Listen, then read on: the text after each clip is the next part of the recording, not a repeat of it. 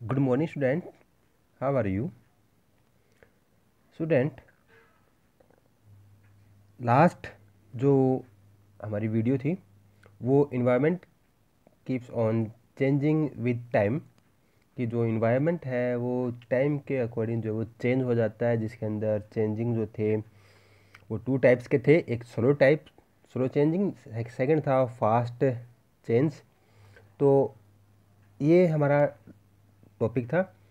आज का जो टॉपिक है हमारा वो है physical and biological environment mutual relationship.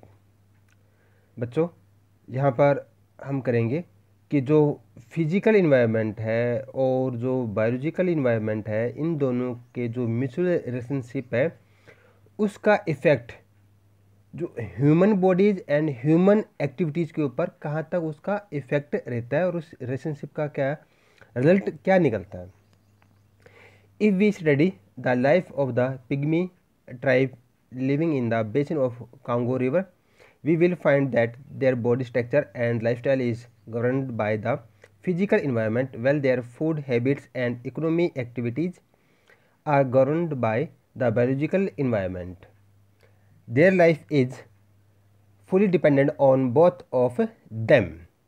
Student, यहाँ पर ये कहता है कि ये अपना कांगो रिवर है अफ्रीका कॉन्टिनेंट के अंदर, और उस बेसिन के अंदर एक पिग्मी ट्राइबल्स पीपल जो है वो रहते हैं, और उनका जो बॉडी स्ट्रक्चर है और उनकी जो लाइफस्टाइल जो है वो टोटली डिपेंडेंट है, या टोटली उसको जो है कंट्रोल कर रही है वहाँ की फिजिकल जो इन्वायरमेंट है। वो फिजिकल जो इन्वायरमेंट है वो टोटली उनको जो है कंट्रोल कर रही है। उसके जो फिजिकल उनका जो स्ट्रक्चर है बॉडी स्ट्रक्चर का है, या फिर उसका जो वहाँ की जो लाइफ स्टाइल है उनको टोटली इफेक्ट डाल रही है। प्लस में जो इकोनॉमिक एक्टिविटीज़ है या फूड हैबिट्स है वो टोटली जो है कंट्रोल कर रहा है वहाँ का जो फिजिकल इन्वायरमेंट है और बायोलॉजिकल इन्वायरमेंट है। ये इनके स्ट्रक्चर और लाइफ स्टाइल को जो है ना फिजिकल इन्वायरमेंट कंट्रोल कर रहा है, और इकोनॉमिक एक्टिविटीज़ और जो फूड हैबिट्स है वो कंट्रोल कर रही है बायोलॉजिकल इन्वायरमेंट। ओके स्टूडेंट्स, उसके बाद ये कह रहा है factor like exclusive rain, dense forests and high temperature force them to live on trees, lack of arable land but plenty of animals and density trees inspire them to adopt the professions of hunting and food cutting। बच्चों, यहाँ पर ये कहता है कि वो totally dependent है environment और बायोलॉजिकल जो physical environment and biological environment जो है उनके ऊपर टोटली जो ना उनकी लाइफ डिपेंडेंट है। इसका रीज़न क्या है कि वहाँ पर जो है हैवी रेनफॉल होती है, जो फॉरेस्ट है वो भी काफ़ी हाई डेंसिटी फॉरेस्ट है, टेम्परेचर हाई है, तो उसकी वजह से क्या होता है कि वहाँ पर जो है ट्री जो है ना पेड़ पौधे है उनकी संख्या जो है वो ज़्यादा मिलेगी और वो उन्हीं के बीच में रहते हैं। वहाँ पर जो है लैक ऑफ अराइबल लैंड, कि उनके पास जो है समतल और प्लेन लैंड नहीं है, जैसे अपने पास होती है वैसे उनके पास नहीं है। तो वो टोटली जो ना एनिमल और जो ट्री है उनके ऊपर डिपेंडेंट है। वो हंटिंग करते हैं और वुड कटिंग का जो है वो काम करती हैं। Man fulfills his basic necessity from the naturally available resources as he exploit the resource circumstances change, physical appearance alter and the physical environment also varies. Thus biological environment keep on influencing the physical environment। बच्चों, यहाँ पर ये कहता है कि जो naturally जो availability जो रिसोर्स है, जो हमारे पास जिस टाइप के रिसोर्स होंगे, हमारी जो बेसिक जो नेसेसिटी है, जो बेसिक जो ज़रूरत है हमारी, वो उसी के अकॉर्डिंग पूरी करता है। जैसे उसके पास रिसोर्स होंगे वैसे उसकी नीड होगी और उसी नीड को जो वैसे ही इसको कंप्लीट करेगा। उसके बाद कहता है कि जो फिजिकल इन्वायरमेंट है अगर वो चेंज होता है तो हमारे रिसोर्स भी चेंज हो जाएंगे और हमारे जो सर्कमस्टांसेस जो है वो भी चेंज हो जाते हैं। उसके बाद कहता है कि जो फिजिकल जो इन्वायरमेंट है वो बायोलॉजिकल इन्वायरमेंट के ऊपर जो है उसका इफ़ेक्ट डालती है। वो जो फिजिकल इन्वायरमेंट है वो अपने बायोलॉजिकल इन्वायरमेंट के ऊपर जो है वो इफ़ेक्ट डालती है। Hints it is evident that the physical environment affect the biological environment and the biological environment gradually affect the physical environment। बच्चों यहाँ पर ये कहता है कि जो फिजिकल इन्वायरमेंट है वो बायोलॉजिकल इन्वायरमेंट और बायोलॉजिकल इन्वायरमेंट जो है वो इफ़ेक्ट डालता है फिजिकल इन्वायरमेंट के ऊपर, यानी दोनों एक दूसरे के ऊपर जो है वो इफ़ेक्ट डालती हैं। अब इनके जो इफ़ेक्ट है उनके बारे में सुनो ध्यान से।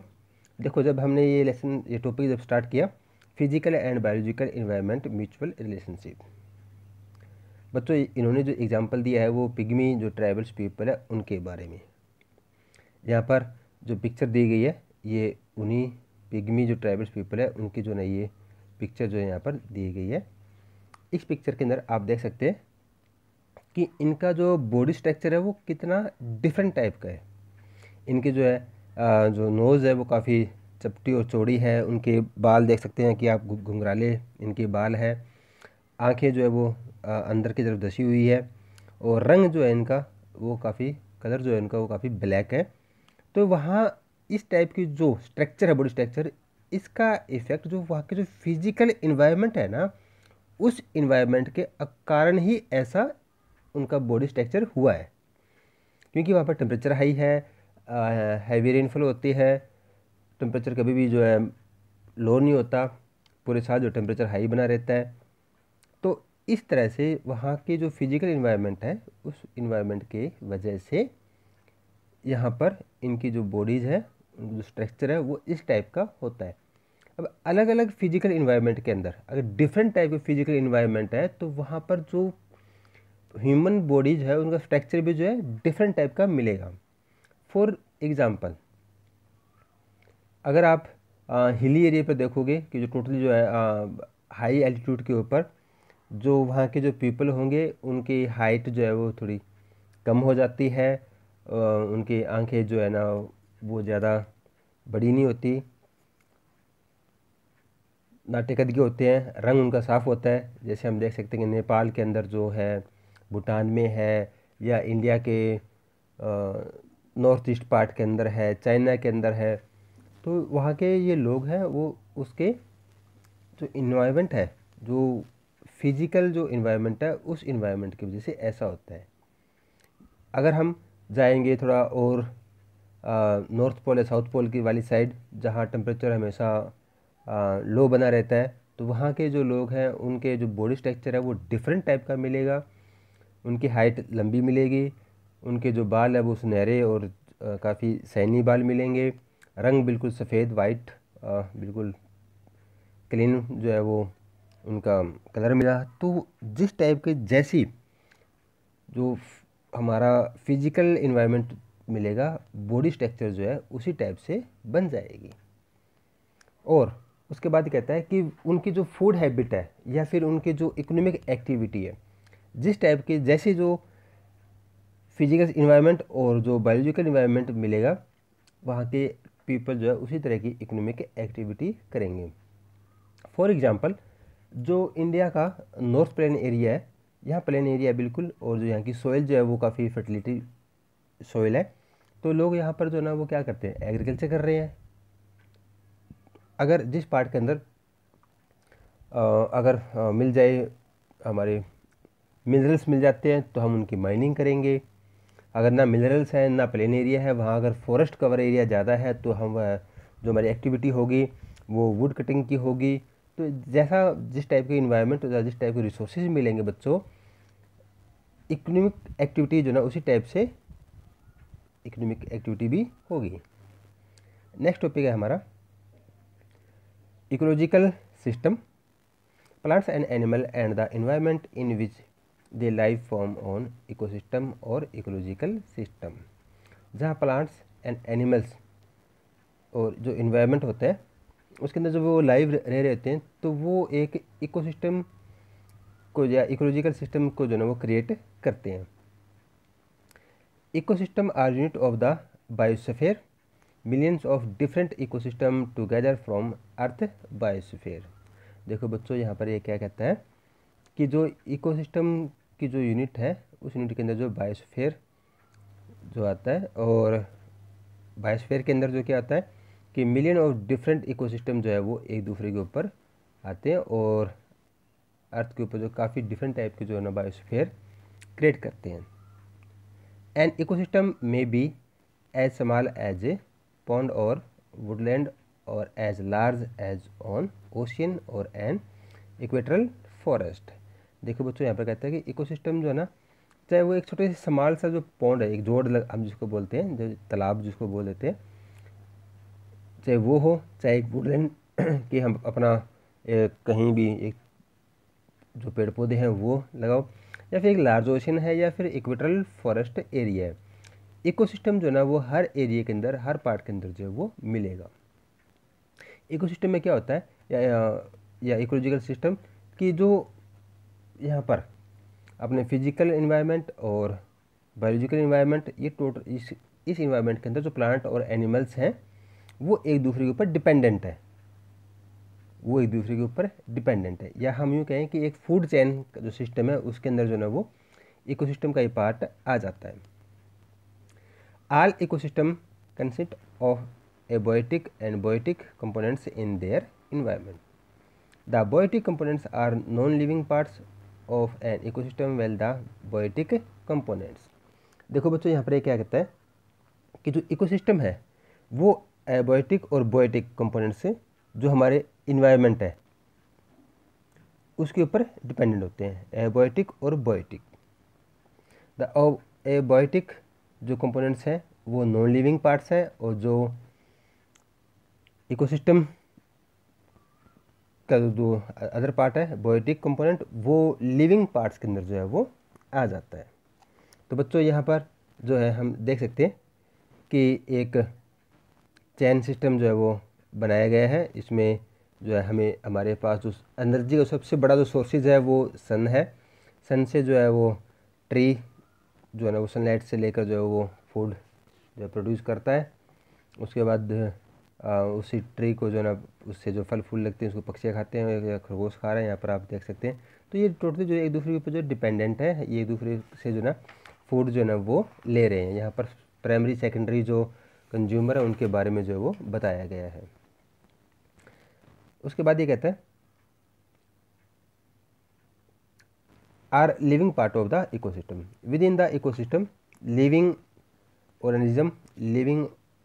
organism are more or less self-sufficient, as almost all their food and energy requirement are found within the ecosystem। देखो बच्चों यहाँ पर क्या कहता है ये कि जो इकोसिस्टम है उस इकोसिस्टम के अंदर जो है जो लिविंग जो ऑर्गेनिज्म है अपने पास वो सेल्फ सफिशिएंट भी होते हैं, जो अपने फूड और जो एनर्जी की जो रिक्वायरमेंट होती है वो उसको फुलफिल करते हैं।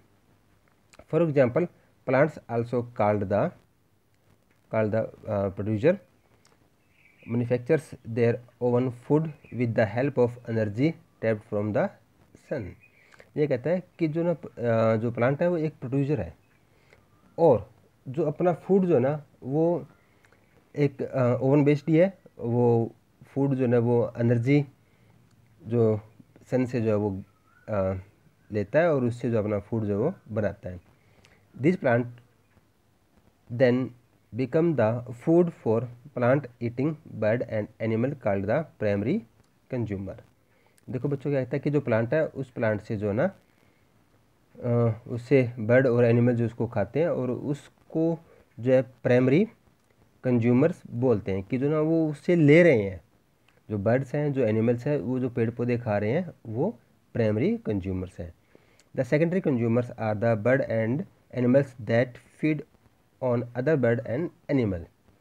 जो प्राइमरी जो कंज्यूमर है, जो पक्षी है या कोई एनिमल है जो उनको खा रहा है पेड़ पौधों को, और उन पक्षी और एनिमल्स को कोई और पक्षी और एनिमल्स खा रहे हैं, वो सेकेंडरी कंज्यूमर के अंदर आ जाता है।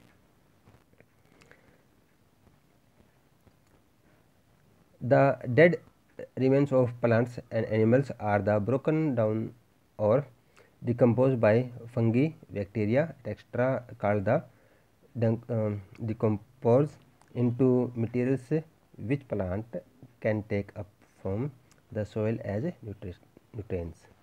तो बच्चों यहाँ पर क्या कहता है कि जो पेड़ पौधे हैं वो जब डेड हो जाते हैं तो वो मिट्टी मिल जाते हैं और उसको जो फंगी जो बैक्टीरिया उनको खा जाते हैं, चाहे वो ऐसे ही कोई जानवर है, एनिमल्स है या बर्ड्स है, जो वो मर जाते हैं उनको फंगी बैक्टीरिया जो उनको खाती है और वो फंगी बैक्टीरिया फिर से जो है ना वो मिट्टी में मिल जाते हैं और वो न्यूट्रिशन का जो वो काम करते हैं। इस टाइप से जो ना ये सिस्टम चलता रहता है। An ecological system acquires its shape in different form at different place and at different time। ये कहते हैं इकोलॉजिकल सिस्टम जो है ना वो डिफरेंट एरिया के अंदर डिफरेंट शेप के अंदर मिलेगा। The local topographical structure, climate, flora, fauna, soil etcetera are combined together in an ecosystem. They are interdependent but they influence each other। ये यहाँ पर ये कहता है कि जो लोकल टोपोग्राफिकल कि जो वहाँ पर जो लोकल एरिया है, जिस एरिया के अंदर ट्रोपिकल ग्राफिक जो स्ट्रक्चर है वो डिफरेंट मिलेगा और उस एरिया का जो क्लाइमेट है वो डिफरेंट मिलेगा। क्लाइमेट डिफरेंट है तो वहाँ का जो फ्लोरा फ्यूना, जो वहाँ के जो वेजिटेशंस है, एनिमल्स हैं, ट्रीज़ हैं, वो डिफरेंट मिलेंगे और सॉइल भी उनकी डिफरेंट मिलेगी। तो सभी चीज़ डिफरेंट होगी तो इकोसिस्टम के अंदर जो प्राइमरी जो कंज्यूमर, सेकेंडरी कंज्यूमर है वो भी डिफरेंट मिलेंगे। बट मेन बात क्या है कि जो इकोसिस्टम है उनका जो चेन सिस्टम है वो एक जैसे ही रहेगा। इसके अंदर एलिमेंट्स चेंज हो सकते हैं बट जो एक्टिविटीज़ है इसकी वो सेम मिलेगी। ओके बच्चों, और इसके बाद कहते हैं कि इस इकोसिस्टम के अंदर जो है ना वो इंटरडिपेंडेंट है, एक दूसरे के ऊपर जो है वो डिपेंडेंट है और इस टाइप से एक जो है ना ये इकोसिस्टम जो है चलता रहता है। अगर इसके अंदर कहीं भी कुछ चेंज आएगा तो पूरे इकोसिस्टम के अंदर जो है ना वो चेंजेस आ जाते हैं। तो स्टूडेंट्स आज के लिए जो है वो इतना ही।